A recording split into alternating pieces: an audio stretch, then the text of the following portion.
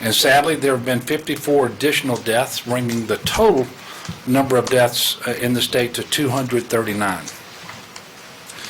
There are now reported cases in 60 of 64 parishes, with St. Helena Parish being the latest one added to the list.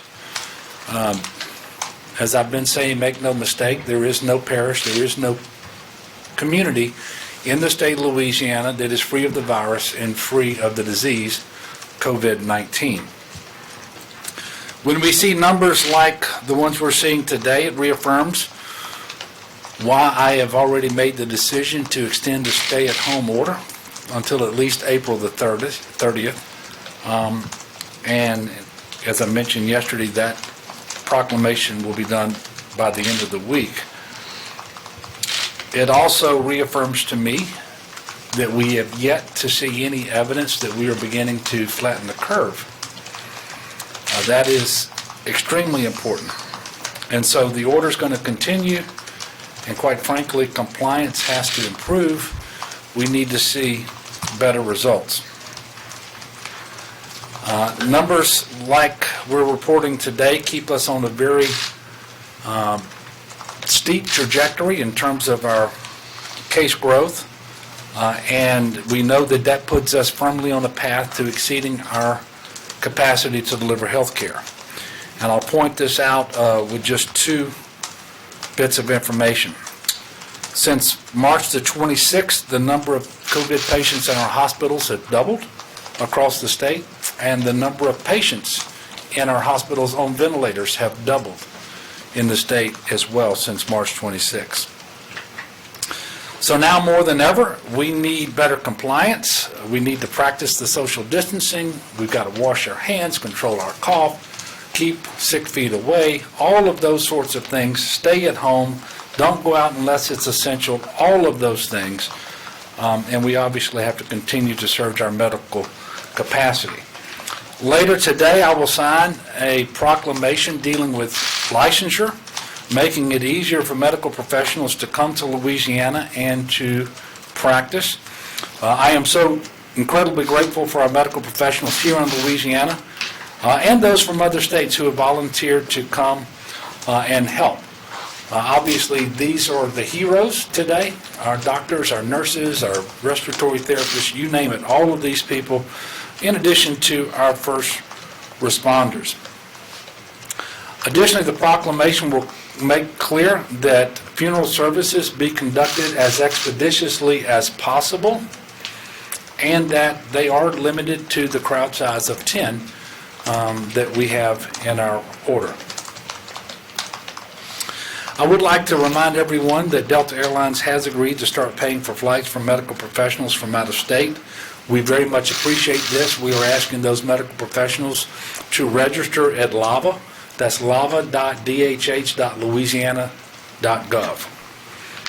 And they will be credentialed there, and that will help us be organized and get those volunteers to where they need to go once they're in the state.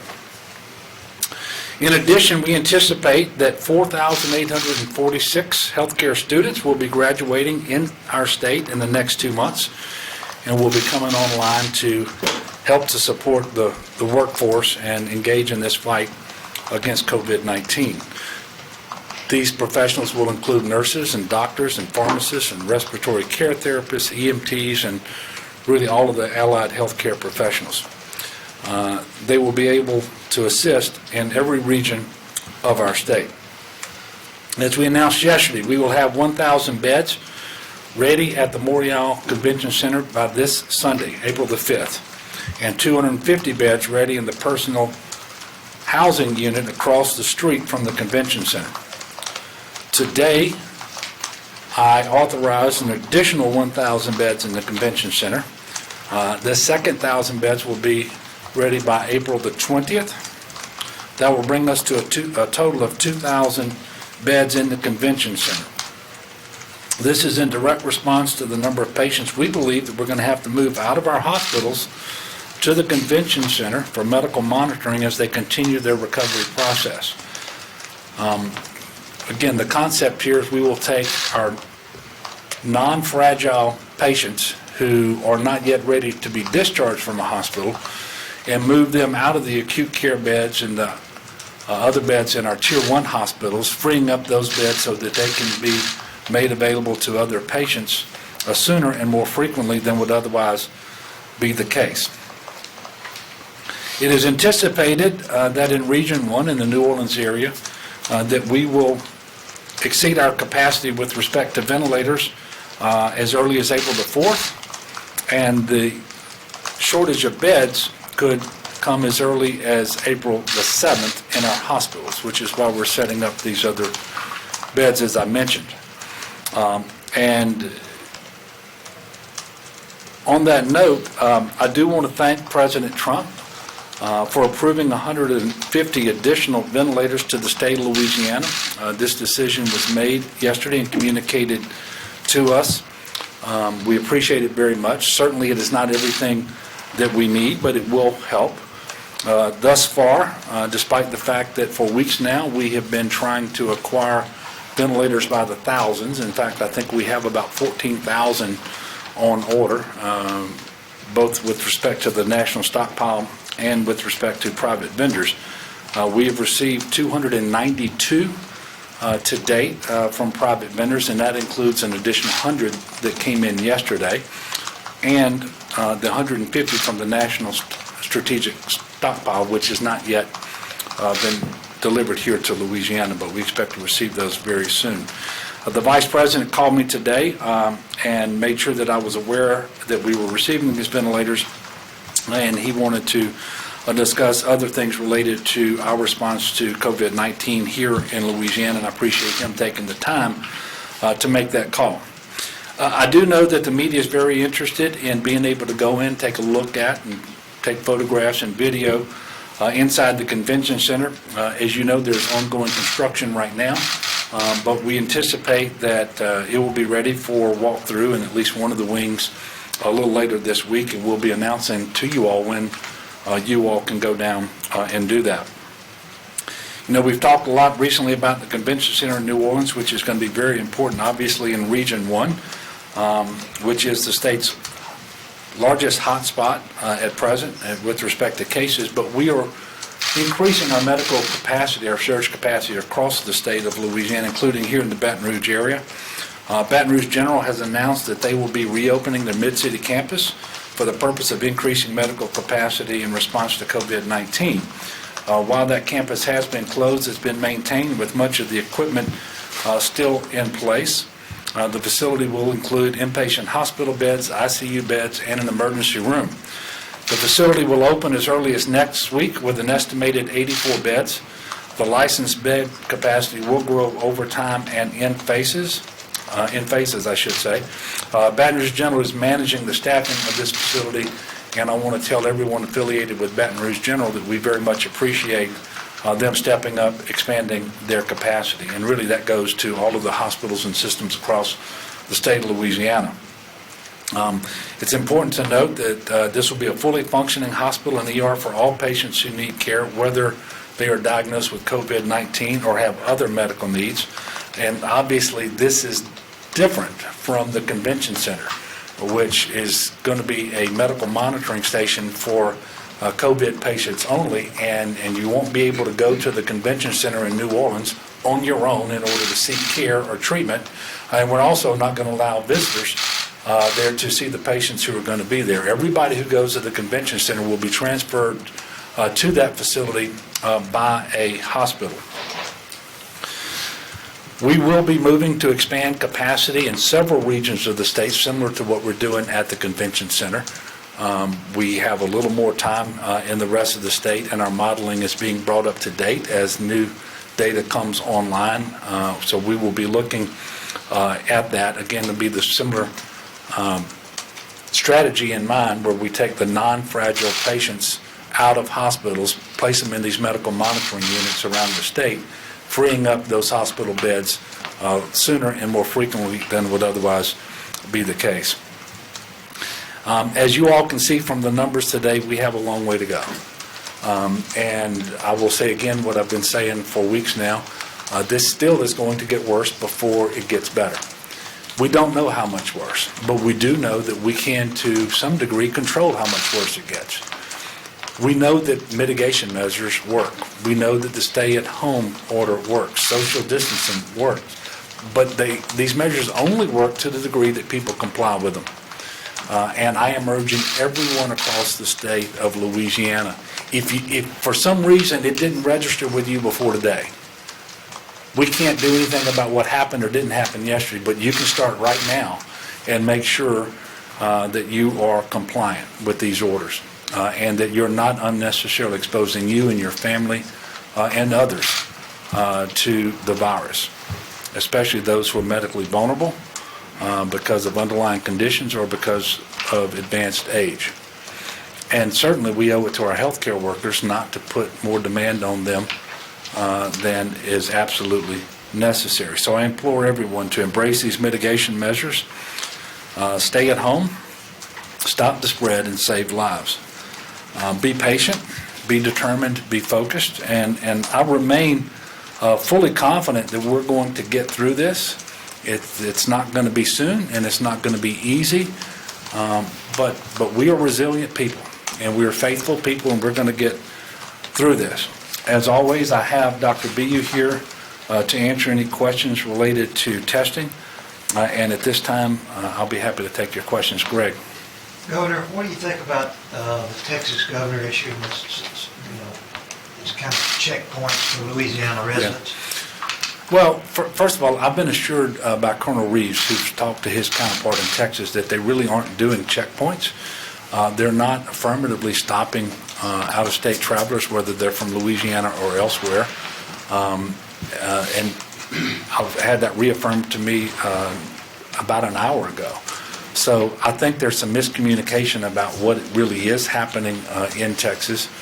And I do understand that if law enforcement there comes into contact with someone from Louisiana, they may be asking them about their plans to quarantine for 14 days and so forth. But I don't believe that they're affirmatively stopping individuals. And so I don't think we have what you characterize as a checkpoint happening.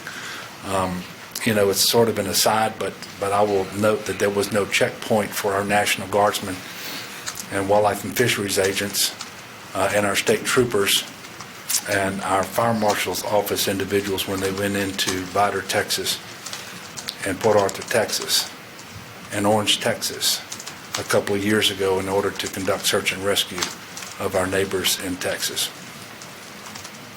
Yes, ma'am. On the 150 ventilators from the National Strategic Stockpile, did you get a sense of the timeline for when they're going to arrive, and are they going to arrive in enough time to push back that date when the state is going to run out of ventilators? Yeah, but yes, we expect to receive them very quickly, today or tomorrow. They will be here in advance, we believe, of when we will exceed our capacity. However, the number of new patients needing ventilators under the modeling that we see, the 150 will only get us about a day or so, maybe two, if we get really lucky before we've exceeded that capacity again, which is why we're continuing to bring in ventilators as quickly as possible. And we're not just bringing in new ventilators from vendors. We're out scouring the medical community, trying to figure out where we have ventilators that are not in need, for example, at our ambulatory surgical centers and long-term acute care facilities and so forth. These places are not operational. We're trying to get those devices to our Tier 1 hospitals to augment what they're doing. Now, they are not ideal. They are better than not having a ventilator at all. I will tell you, I was very pleased to find out that the types of ventilators we're getting from the Strategic National Stockpile, those 150, they are top-of-the-line ventilators that you would expect to see in an ICU. Did you include the 150 in the April 4th date that you said, or does it buy you a day or 2 days on top of that? Yeah, and Melinda, my concern is you're trying to be very, very precise, and we all need to be, but we have data that we're putting in every single day. We have to try to figure out by the model what the rate of transmission is at any given time, what that case growth looks like, how many of the people who have a case of COVID-19 are going to be in the hospital? How many of those people are going to need a ventilator? And in addition to that, which is happening over time, what ventilator capacity can we add? And so we're trying to be as precise as we can be, but I cannot give you the exact day and hour when I know for a fact we're going to run out of ventilators. But even with the 150, it's going to be around April the 4th or 5th. And that's according to the modeling that we're getting right now. Yes, sir. Governor, do we have a sense, you said I think yesterday that April 12th was a projection for running out of hospital beds, and it obviously seems to have gotten worse. If you said April 7th, is there a specific factor that's the main thing driving that date up right now that you can point to? Well, every day we take the data that we learned over the previous 24 hours, and we put it into the model, and I get a briefing about what that timeline looks like. But the timeline, you have to make certain assumptions, and that is and I don't want to be terribly, difficult here because it's something that I'm only coming to understand now, but you got to figure out what is that R naught factor, and the R naught means is what is the rate of spread, and that's changing a little bit, and so you have to make an assumption about what it is. You can feel pretty comfortable about the range, but the exact line is a little bit harder, so you have to try to make an assumption about where you really are. And there's a difference of several days on either side of that. And that's why we can't be more precise than we are being. But it underscores the need to surge our capacity as quickly as we can, but also to slow the spread as quickly as we can. I will point out that the number of cases that came in today, and we're still trying to digest and fully understand the testing that informs today's numbers. But it well could be, for example, that a huge number of these tests were done by private labs. Perhaps the drive-through labs that have been opened in Jefferson Parish and Orleans and doing 750 tests a day, but we had a log jam, if you'll, so to speak, in getting those test results back. And it may be that jam opened up, and so we got a flood of tests in at one time.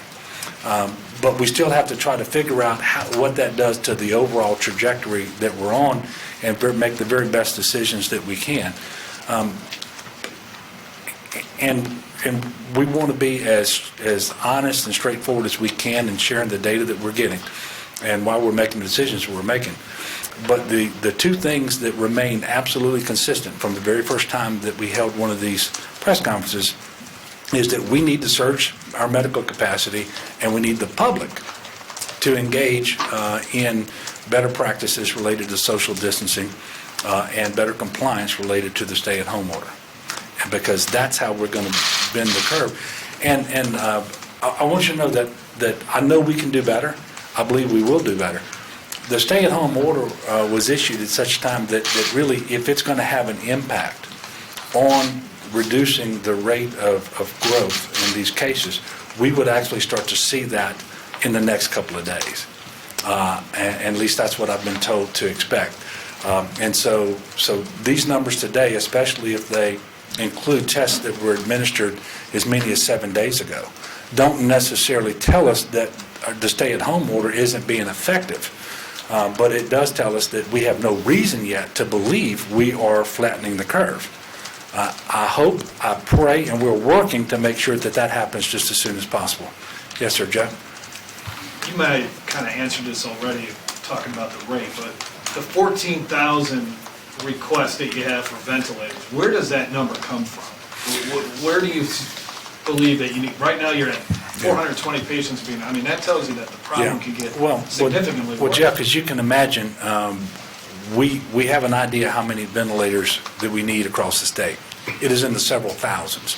We've ordered more than that because you never know which vendor is going to be able to get a supply to send you at any given time.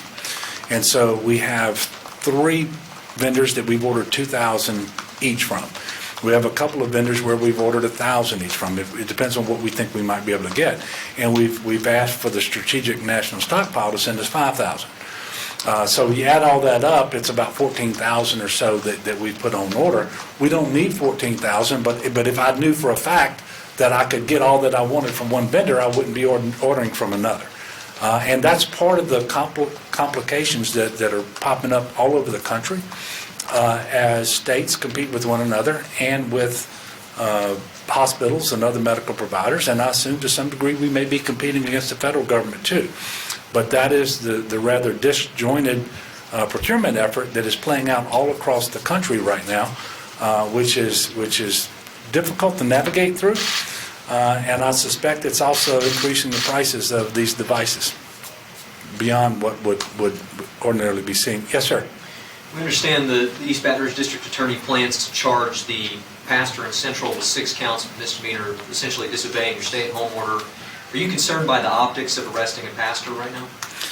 Well, I'm concerned about a lot of things. One of those, not just the optics, because optics by themselves don't hurt anybody, but the practice of the pastor continuing to engage in services where he had more people in the congregation than he should have under the order by a large measure, by the way, and not practicing social distancing, that disturbs me too.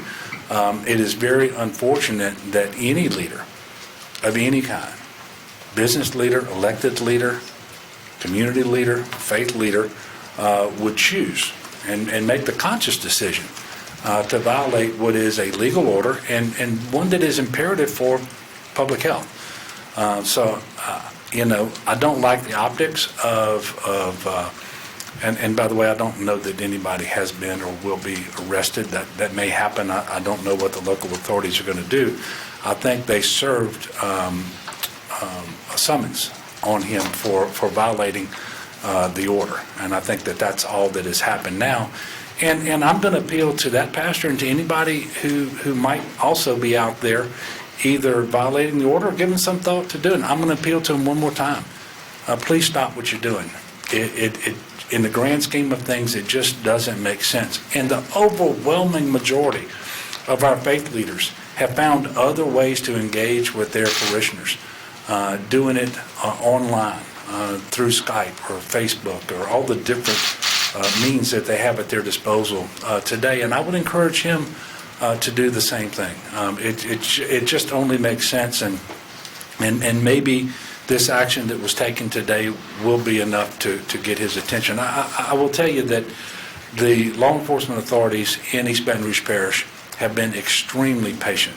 There have been numerous conversations with this pastor, and they have done everything that they could to try to get him to become compliant before they took this step today. Maybe this will be the step that actually gets his attention and brings him into compliance. Yes, sir. Obviously, going back to those 150 ventilators, a few days ago when you spoke with FEMA, you said you would ask for them to cut Louisiana a piece of the pie. Is this the piece, this 150, is this kind of what, for the foreseeable future, you see the state getting from the feds? And then this morning, the New York governor mentioned looking for PPE and ventilators is like, it's bidding on eBay, basically, and then FEMA comes in. Is that kind of the same thing you're seeing from the state standpoint? Yeah, I think I described the process just a while ago as to what we're doing and what other states are doing, and it's not a model of efficiency, and I think that's unfortunate, but it is the method that we're using. In fact, it's the method that we've been told to use as it relates to PPE and to ventilators. Obviously, the 150 ventilators are 150 more than we had before this was granted. It is a slice of that pie.